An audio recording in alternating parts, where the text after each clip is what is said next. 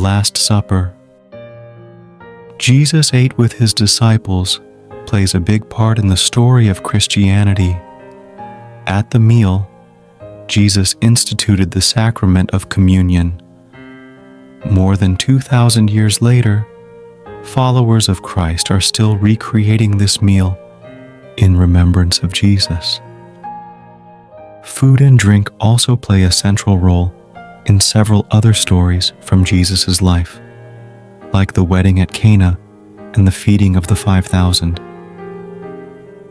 The table seems to matter to Jesus, but what did Jesus eat at his table? What was eaten at the Last Supper? If you were having dinner with Jesus, what would the meal be like? I did a little digging to find out what biblical scholars and historians know about the foods and drinks Jesus might have enjoyed. What did Jesus eat on a typical day? The short answer: a lot of bread. Bread was a staple in the typical daily diet in the 1st century Greco-Roman world, supplemented with limited amounts of local fruits and vegetables, oil and salt. Bread in 1st century Galilee would have been made with wheat or barley flour. Cooks had to grind grain into flour by hand, using a tool called a quern. To leaven bread, bakers might use leftover dough from a previous batch of bread, which already had wild yeast growing in it, as a starter.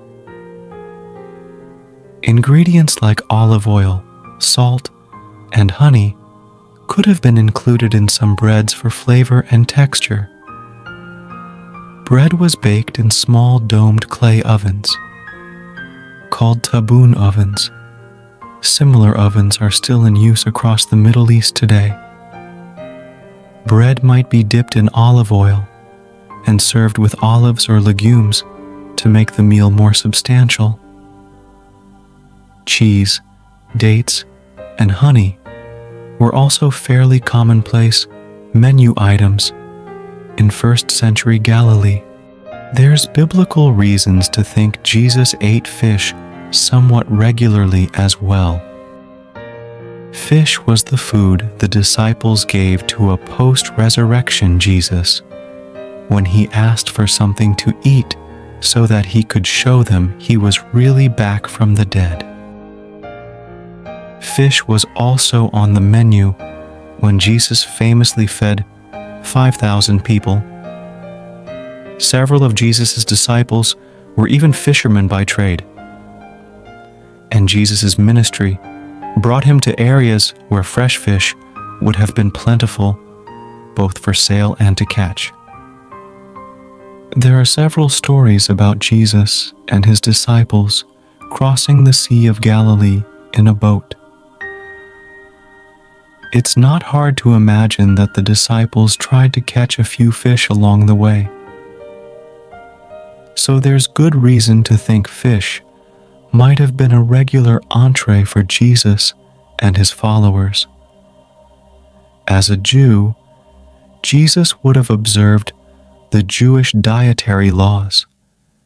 In other words, he would stick to the kosher section of the grocery store today.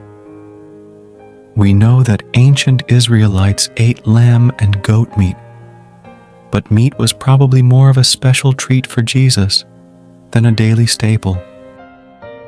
Instead, he might have relied on legumes, like beans or lentils, and fish for protein. What did Jesus drink? The most common beverages in Jesus' day were wine and water, and the way many people drank them was mixed together. Ancient Greeks and Romans always diluted their wine with water before drinking it. And the Jewish Talmud indicates that the ancient Israelites did the same. So Jesus probably drank a lot of watered-down wine. However, diluted doesn't mean alcohol-free. The biblical evidence suggests that the wine Jesus drank was alcoholic. Of the 37 references to wine in the New Testament, 33 use the Greek word oinos. This word designates wine that is fermented. In other words, when the New Testament references wine, it's generally not talking about grape juice. Most of the wine made in the Holy Land during antiquity was red. And Jesus must have been thinking of deep, rich red wines when he decided to use it as a symbol of blood. But white wine could have been available to Jesus too. Israeli vintner Avi Feldstein believes Dabuki white wine, made with one of the oldest grape varieties in the Holy Land, could be close to what Jesus drank. Wine grapes were grown locally in Galilee and modern-day Jordan. Winemakers poured their grapes into the vats of stone wine presses, where several men tread on the grapes. As the grapes were pressed, juice flowed through a connected channel containing a filter of thorns into a smaller vat below. From the second vat, juice could be poured into containers, usually earthenware pots or wineskins made of goat and lamb hides, and sealed up to begin fermentation. The resulting wine probably would have tasted quite different from wine today. Shipped in ceramic or wood casks, the wine would have taken on the flavor of its container. According to Patrick McGovern, an archaeologist at the University of Pennsylvania, wine in antiquity was also flavored with tree resins, capers, and peppers. What did Jesus eat at the Last Supper? The Gospel accounts tell us that Jesus and his disciples ate bread and drank wine at the Last Supper. However, bread and wine probably weren't the only things on the table. The Last Supper may have been a Passover meal. Passover is when Jews remember their exodus from Egypt.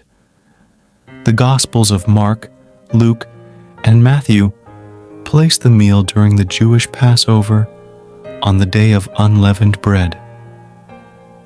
This is the first day of the 7-day Passover celebration. On this day, Jews traditionally traveled to the temple in Jerusalem to sacrifice a Passover lamb. Today, this day of Passover is celebrated in Judaism with the Seder Supper. The modern Seder tradition didn't emerge until the temple in Jerusalem was destroyed in 70 AD. But Jews in Jesus' time did share in a Passover meal after making their temple sacrifice. It wouldn't have looked like a modern Seder, and the historical record of the Passover meal before the Seder tradition is less detailed. But we do know that the Passover meal would have included unleavened bread and likely a roast lamb. So if the Last Supper was a Passover meal, we can probably place those two foods on the table. For a fuller menu, we have to do a bit of guesswork. But in 2016, 2 Italian archaeologists published a study on what was eaten at the Last Supper that included a reconstructed menu. The 2 archaeologists drew from Bible verses, Jewish texts, ancient Roman literature, and archaeological data to learn about what people ate in Jerusalem during the 1st century AD.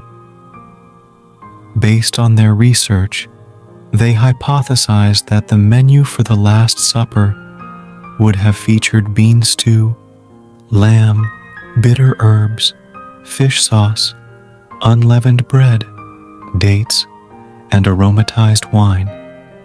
This menu reflects both that Jesus and his disciples were practicing Jews who may have been celebrating Passover, and that Roman culture surrounding them had an impact on their diet. Fish sauce, for example, was a popular Roman ingredient, and it was likely served at Herod's banquet and the wedding at Cana. Does what Jesus ate matter? Jesus asks his disciples to follow him, not his diet. In fact, he actually freed us from the requirements of the kosher diet through his sacrifice on the cross. So there's no need to throw out your green peppers and pineapples just because Jesus didn't eat them. But we also can't ignore that the way Jesus asked us to remember him was with a meal, by breaking bread and drinking wine together as he did with his disciples. Learning about the foods Jesus ate reminds us that he was a real person who ate, drank, laughed, and cried at the same table as people like us. Preparing these foods for our own tables is a way that we can experience Jesus and feel connected to his earthly presence. This is not a replacement for communion, but it may be a way to enhance our appreciation for it. Eating is both necessity and joy. In sharing the food from our tables, we spread our joy to our neighbors and show our gratitude to our provider. The love Jesus pours into us, that we remember through communion, is spiritual nourishment that works in much the same way.